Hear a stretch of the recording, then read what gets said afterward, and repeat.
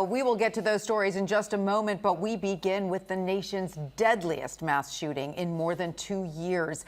8 children shot and killed in what authorities are calling a domestic disturbance in Shreveport, Louisiana. The victims' ages range from 1 to 14 years old. 2 other people were also wounded. Eyewitness News reporter Sonia Rincon joins us from the newsroom with more on what we know about the gunman. Sonia. Tanya, authorities believe the person responsible for this mass shooting in Shreveport in a residential neighborhood targeted members of his own family. That man is now dead after a carjacking and police chase. Now police are trying to piece it all together and determine why someone would want to kill 8 children. This is a tragic situation, maybe the worst tragic situation we've ever had. Authorities in Shreveport called a briefing this morning on a domestic incident from overnight near the crime scene. There were 2 homes. Neighbors were stunned as police revealed that 8 children were found dead, 2 adults survived and were taken to a hospital.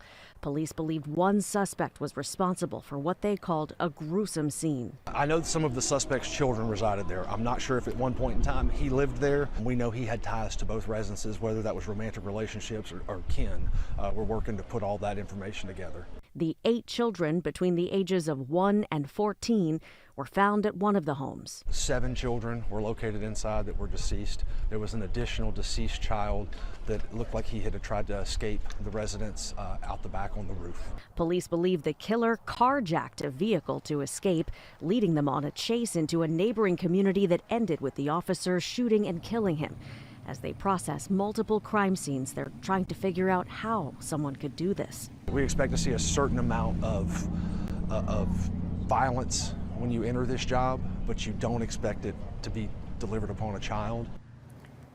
Again, they do believe the victims were all related to the suspect one way or another. No word on the conditions of the adult survivors.